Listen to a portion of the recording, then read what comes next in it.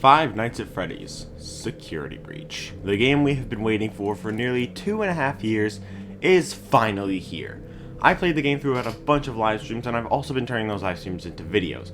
In this video, I'm going to be doing my first theory on the game. But don't worry, this video will be in no way the last theory. This is just the first of, at the very least, 3. But without further ado, let's get straight into it.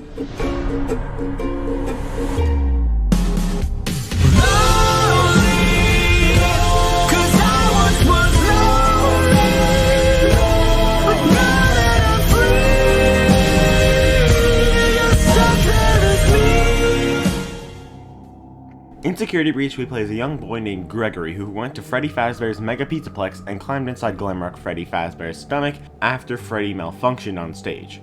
When Freddy discovers Gregory, his initial thought is to seek help from the security guard Vanessa, but Gregory reveals that he does not trust Vanessa, though the reason why is unknown.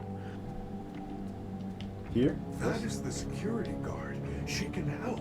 No, I don't trust her. Why not? I don't know who she is, but she's trying to get me. Gregory tries to escape the Pizzaplex with Freddy's help, but without getting caught by Vanessa or the other animatronics before the place closes down, but he is too late and gets locked in until 6 a.m. No, wait, I'm still here. Now what am I supposed to do? Throughout the night, Gregory uses help from Freddy to survive the animatronics, as well as Vanny, who turns out to be Vanessa. However, throughout the game, Gregory can find collectibles in the form of bags. When you collect these bags, you get a message on your Fazwash giving a hint as to something you need to do gameplay-wise, or something lore-wise, sometimes. Inside the bags you may find in Roxy's Raceway, there's messages that imply there is something underneath the Pizzaplex drawing power from it. Someone even wonders if the Pizzaplex is on top of a sinkhole due to how the concrete keeps cracking when they place it down. This all implies that something is underneath the Pizzaplex. Another thing to do in the game is destroying the animatronics and upgrading Freddy using their parts. Chica's voice box can disrupt stuff, Roxy's eyes can find collectibles for you, and Monty's claws can break through gates. And Chica's voice box can also break through gates, but only a certain type. If you survive until 6 a.m. and choose the option to stay, you'll be able to obtain all 3 upgrades to Freddy at once. Using this and going back to Roxy Raceway reveals a gate we couldn't access until getting Monty's claws. Going through this gate, you can find an elevator. When you reach it, Freddy informs Gregory that it's a one-way trip down as the elevator doesn't seem safe. When you go down, you're brought to an underground cave with staff bots, well, one staff bot, one broken Nightmare On looking staff bot, and a bunch of random generators scattered around. You are able to turn on the generators as you walk through the cave. One of the generators is next to a giant Freddy head. This should be a huge red flag if you've read The New Kid. In that story, the entrance to an abandoned Freddy Fazbear's Pizza was a Freddy Fazbear face. Walking into the cave will reveal a mysterious building, and at the top of the building are the words, Freddy Fazbear's Pizza Place. What? So it was true. Freddy Fazbear's Pizza Place. That's FNaF 6. Oh, Jesus Christ! If that location doesn't sound familiar, it's actually the FNaF 6 location. We see this in the FNaF 6 cutscenes. Yeah, the Freddy Fazbear's Mega Pizzaplex was built on top of the FNaF 6 location. This becomes more abundantly clear when you go inside. If you look around, you could see the same stages you could purchase in FNaF 6.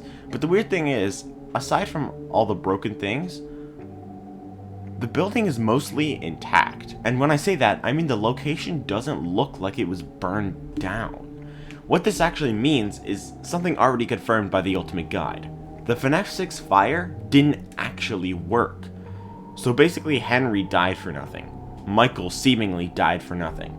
The animatronics, Lefty, Molten Freddy, Scrap Baby, and most importantly Afton are still alive and possessed deep underground.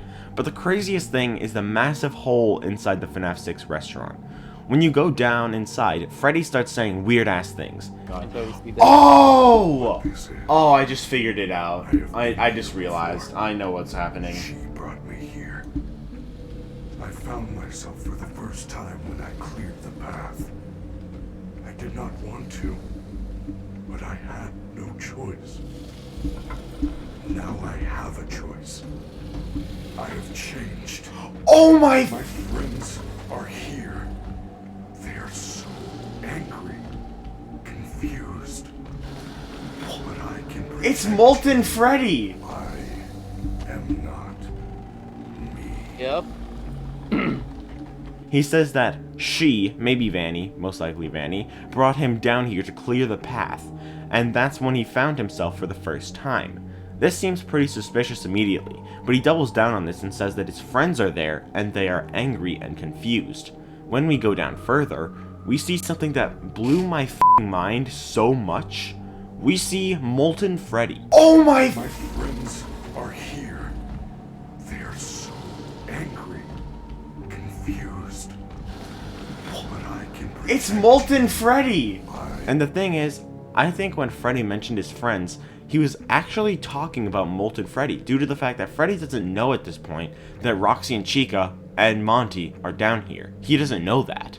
The interesting thing about this is that Molten Freddy here is actually called Blob Freddy, or The Blob, and not only is it Molten Freddy, he also has a bunch of new stuff in him. There's a whole bunch of Endos circus babies in there, Mangle somehow got in there, and he also has Chica, Bonnie, and Foxy in him. This also explains the Scrap Chica image we see at the end of the survival logbook. Right after talking about his friends, Freddy says that one more line that ties everything together. I am not me. Yep. This line so clearly confirms that Glamrock Freddy is possessed. Some may believe that Freddy is possessed by a new victim due to the fact that people have gone missing at the Pizzaplex, but this doesn't make sense due to the fact that if one animatronic is possessed, then all of them should be. But early on in the game, it's very clearly established that Freddy is different than the others. This is crazy. It's like the whole place is trying to get me. I am not. Why? I do not know. I want to help you. Maybe they want to help you too. I doubt it. For some reason, you're different. And we know the other animatronics aren't possessed, but rather hacked by Vanny. This is hinted at in the FNaF AR emails, as well as the CD tapes you can find using Roxy's eyes around the location. So if Freddy isn't possessed by a new victim, who is he possessed by? The answer? Well, I think the bite victim. Since Freddy's friends seem to be Molten Freddy, who is possessed by the melted endoskeletons of the original FNaF 1 animatronics, meaning Molten Freddy is possessed by all of the original 5 missing children. It's hinted at in the survival logbook that the missing children were the bite victim's friends, so this makes sense if Freddy is referring to Molten Freddy. I've heard a lot of people say that Freddy is possessed by Mike Afton's spirit, but I don't think this works since Mike isn't friends with the missing kids. Or, well, in my opinion, he's friends with Fritz, the victim who possesses Foxy, since I actually believe Fritz is the Freddy bully from FNaF 4, but the rest of the missing kids aren't Mike's friends, and therefore this voice line doesn't work. I've also seen a lot of people saying Glamrock Freddy could be Charlotte, which is possible, but I doubt that due to the fact that Puppet is actually also part of the Blob, made clear by the tentacles coming out of the sewer later, and the fact that the Puppet mask is inside the Blob. But it's also possible that the Puppet didn't actually possess the Blob, since the tear tracks on the Puppet mask in the Blob seem to be missing. We know based on the fact that the tear tracks are missing in the security puppet minigame that the tear tracks actually come from Charlotte's spirit being inside the puppet. But in that case, it's still possible for Charlotte not to be possessing the puppet body, but instead to have moved her spirit elsewhere in the Blob. There's also the question of how her spirit could have gotten out of there since the fire didn't work, meaning her spirit wasn't released. So it doesn't entirely make sense for her to have gone on to possess Glamrock Freddy. The puppet inside the Blob explains the tentacles we've been seeing recently with Freddy and Friends and the SecurityBreachTV.com screen. But maybe we should actually talk about what happens next after we see the Blob, because it's the most important part of the game, and it's the main part of this whole theory. When we pass by the Blob, Freddy stops moving and we get a cutscene where the floor breaks beneath us and we land on another floor below the Blob. Then the screen fades to black and then transitions with the camera going into what looks like the vent. The camera goes all the way to the end of the vent until we reach a recharge station. And this is it. This is the thing that was draining the power in the Pizzaplex all along. This recharge station down here. But in order for it to be drawing power, it had to have been charging something. So, what was it charging? Within seconds of reaching the recharge station, we get our answer.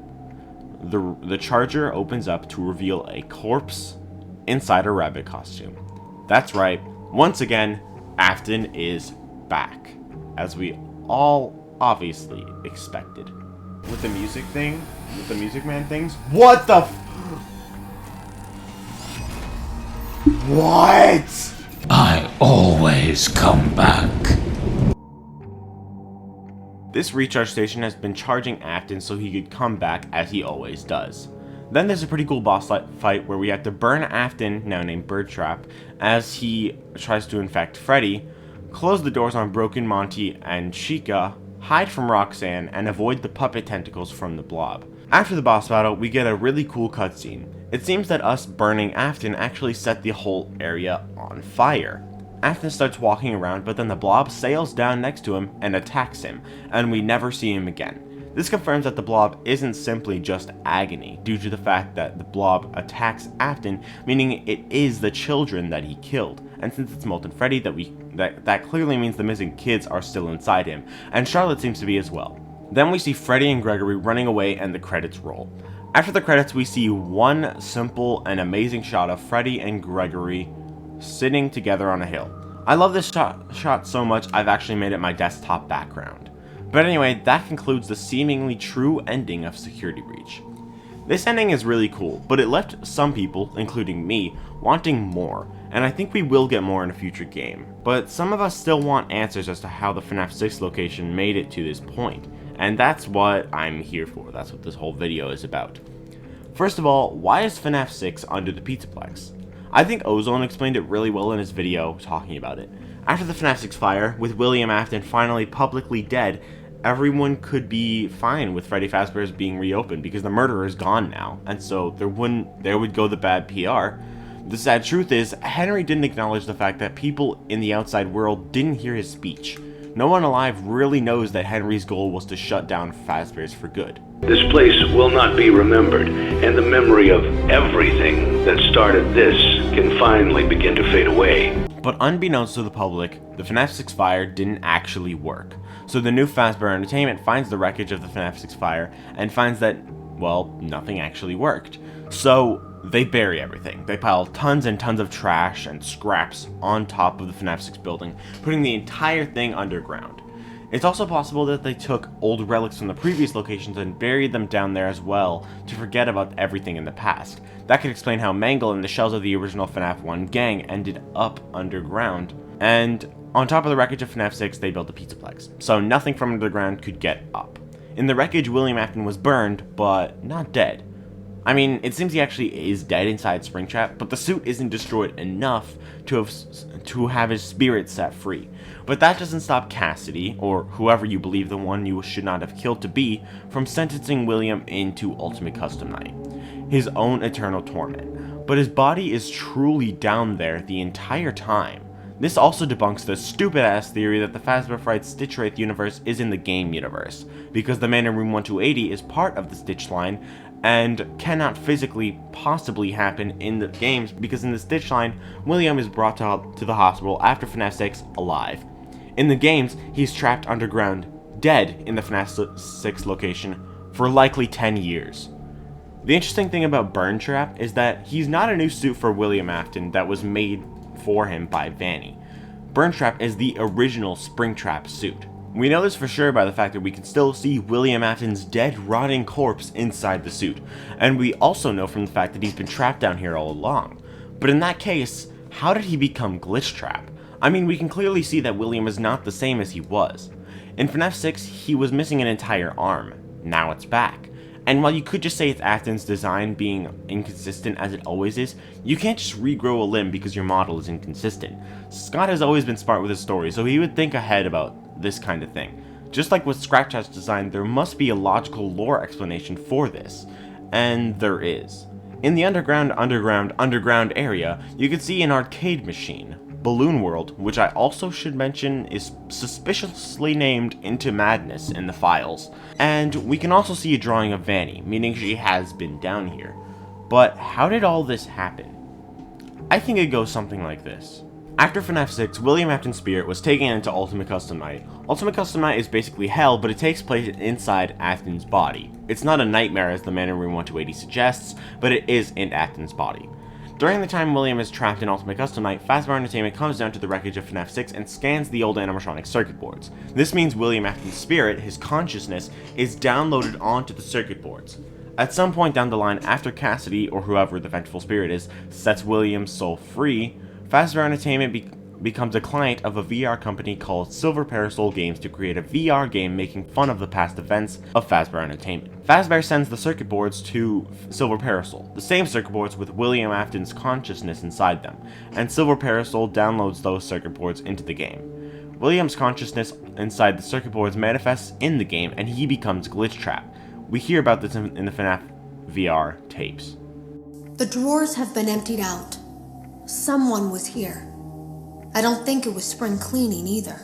No, there was plastic on the floor. Someone was definitely here during the night. It had to have been the client. I mean, they sent us that stuff in the first place with no explanation, told us to scan it, said it would expedite the process so we wouldn't need to program any pathfinding ourselves. It was a budget thing, I guess. It was just junk. Circuit boards and things like that. Looked pretty old. Somehow, though, there was usable code on some of it. It seemed to take hold by itself. Things started changing. But then, he started appearing. At least that's what Jeremy said. William uses this form in the game to possess people and get them to help set him free. He says so himself in Princess Quest.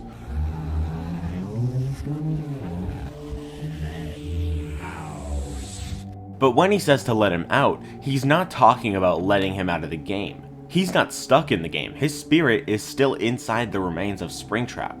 What he means is to let him out of the wreckage of the FNaF 6 fire. Since he's broken and the Pizzaplex has been built above, he can't just get out. He's trapped. So as Glitchtrap, he possesses different people. But the first few, Jeremy and Tape Girl, fought back too much. This led to Jeremy being killed by Glitchtrap, getting him to cut off his face and later kill himself. The fate of Tape Girl is still unknown, but it's very likely that she died too. But the final beta tester, Vanessa, actually worked. Some may wonder why, but the reason seems to be that Vanessa didn't fight back. She was reluctant, yeah, but she didn't actually try to fight back against the infection of Glitchtrap. She let him in. She was useful, and so she became Vanny. Glitchtrap tells her to become the security guard at the Pizzaplex to make a costume so no one would know it's her. People notice that she's up to something weird, but no one knows what it is. When she becomes the guard, she infects all the animatronics in the Fazbear Funtime service and 3 of the animatronics in the Pizzaplex after Glitchtrap. For some reason, it seems like she doesn't infect Freddy. Well, after she finds out that Freddy's helping Gregory, it seems hinted at that Freddy is now infected with Glitchtrap, but when he is charged, he fights off that infection. Since when his battery dies, he automatically kills you if you're inside him, it seems like he is infected, as well as the fact that when Gregory repairs him, even before the safety controls on Freddy are turned off, Freddy tells us that he isn't himself. But either way, Vanessa creates the elevator that we use to get down to the FNaF 6 location at some point, and she goes down there and does the entire thing she was made for. She repaired Afton to the point where he could move and install a charging station for him to recharge and come back as he always does. But what he didn't account for was that the spirits of Molten Freddy were still awake and they attacked him. We don't know what happens, but I think it's very clear he's not dead. But we still need to see what happens in the next game, whenever that happens. But anyways guys, I think that's basically everything there is to talk about for this video. In my opinion, I feel like I've basically solved the origin of Glitchtrap, but you guys may disagree. So feel free to let me know your thoughts in the comments down below, mention any theories you have, or whether you agreed or disagreed with my theory.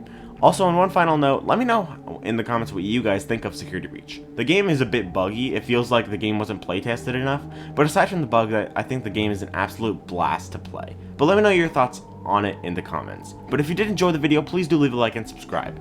I have a Twisted Ones graphic novel video planned, as well as a Fourth Closet graphic novel video after that, and I also have, at the very least, 2 more theory videos coming out soon, so stay tuned for those. The next Security Breach theory will most likely be talking about who Gregory really is, so if that interests you, subscribe and turn on the notifications so you get the notification when that video comes out. But that's everything, so I'll see you all in the next video. See you guys.